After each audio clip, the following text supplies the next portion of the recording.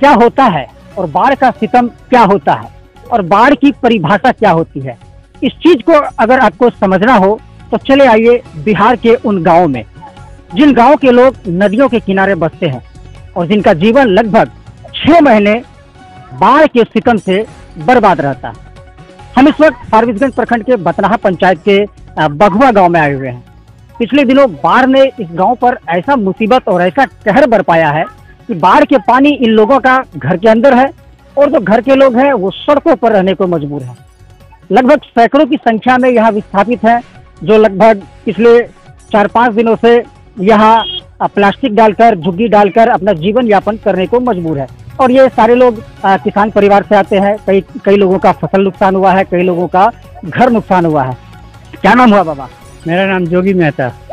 क्या बाढ़ की स्थिति थी इधर? वो बहुत विकराल था, बहुत विकराल। अभी पानी कैसा आपके गाँव में? अभी पानी अभी भी है थोड़ा, अभी भी। सड़कों पर लोग रह रहे हैं, हाँ। कहाँ के लोग?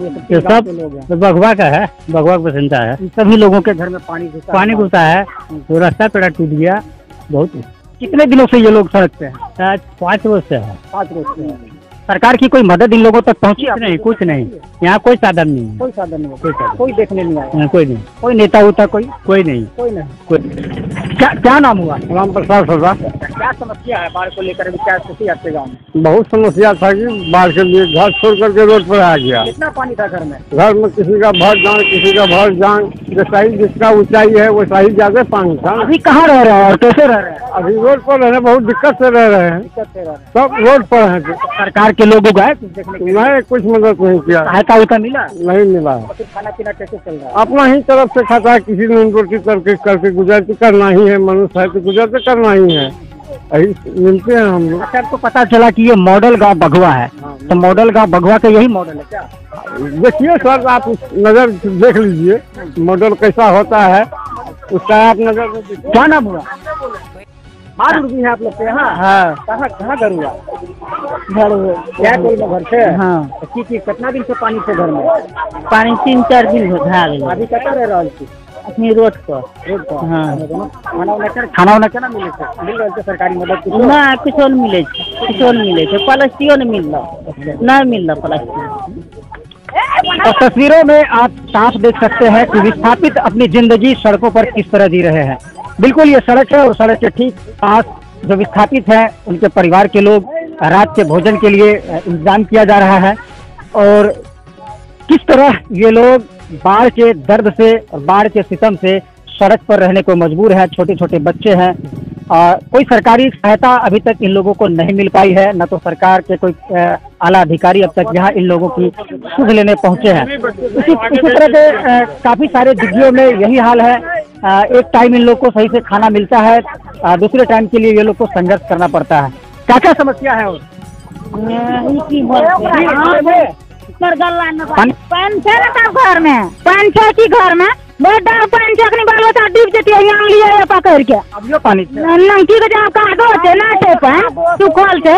अभी कहाँ रह रहा? रोड पर छिए, देखा चचिल कपड़े लगे साग लिए तोड़ के कर्मी साग लत्ती खा छिए। सरकार के लोग सब एले, कोई प्रशासन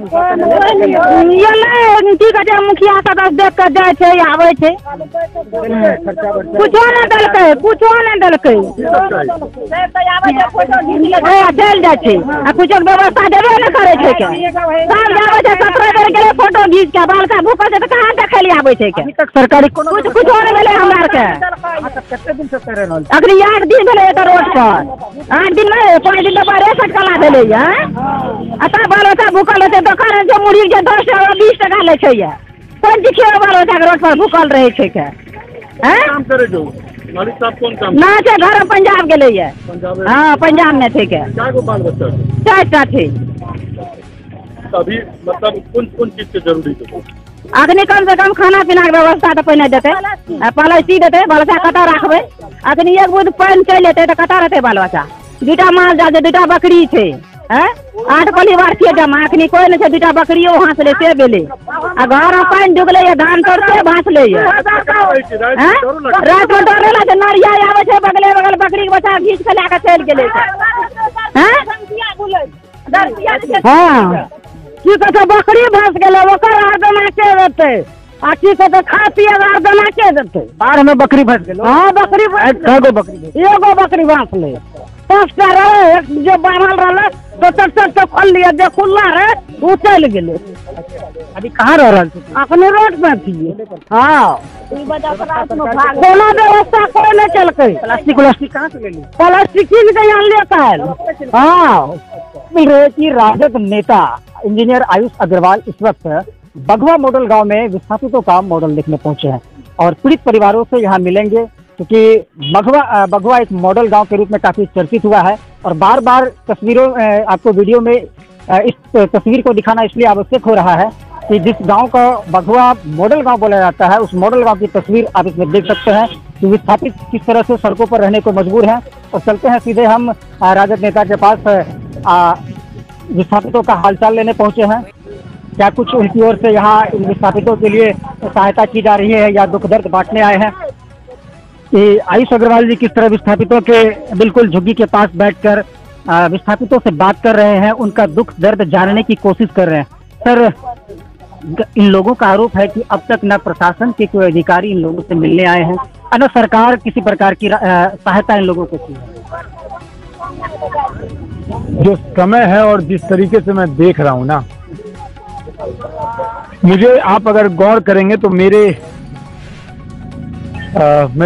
मैं कभी निशब्द होता नहीं हूँ, लेकिन जिस परिस्थिति में मैं अभी अब देख रहा हूँ ना, मुझे ये एहसास होता है कि फारबिसगंज के उन तमाम जनप्रतिनिधियों को जो विधायक हैं, अररिया जिला के सांसद हैं, उनको एक बार जरूर अपने आप को आईने में देखना चाहिए कि उन्होंने क्या किया है फारबिसगंज। प्रशासन क्या, वो तो आला अधिकारी हैं। लोकतंत्र में जनप्रतिनिधि सबसे महत्वपूर्ण है साहब, और जनप्रतिनिधि का दायित्व है कि वो अपनी जनता को मुहैया करा सके, वो जनता के जीवन को अच्छा कर सके।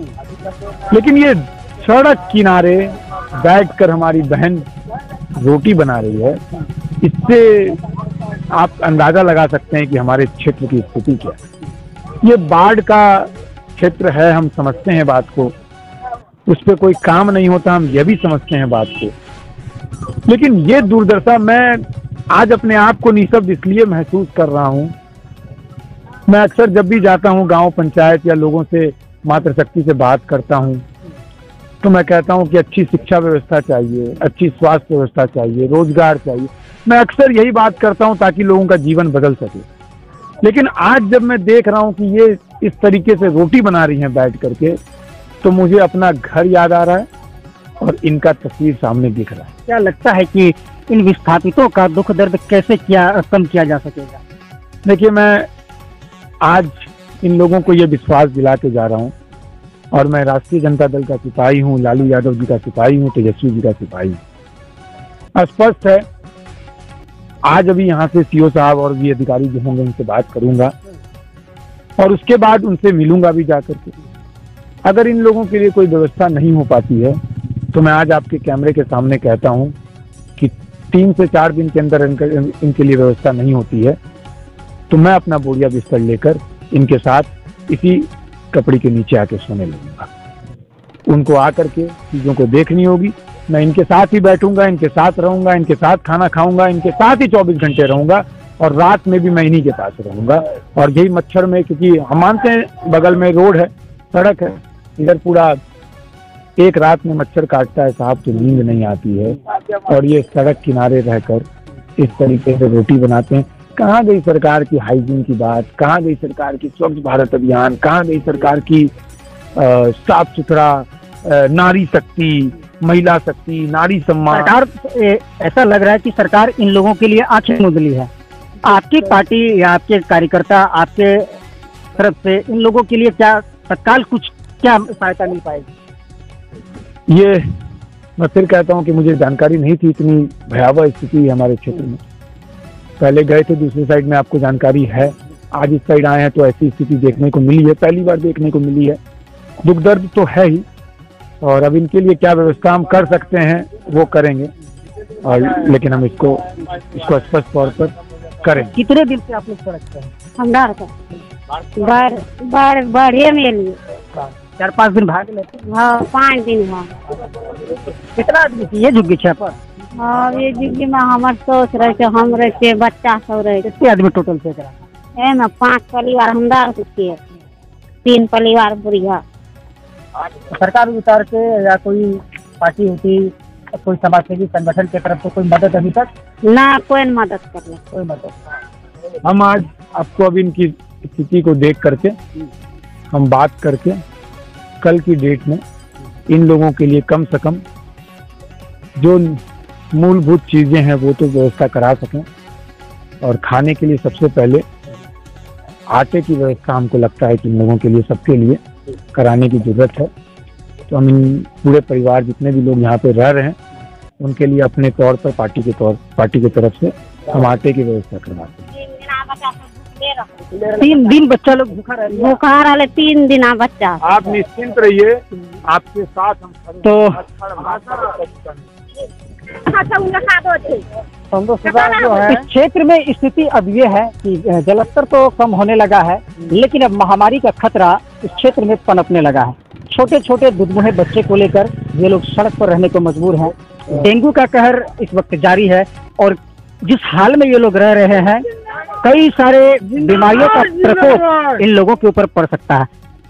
और 5 दिन से 5 दिन से। हाँ 5 दिन से रहे थी। लड़का बच्चा कता राखो सर्दी में, एक उनका 2 थी।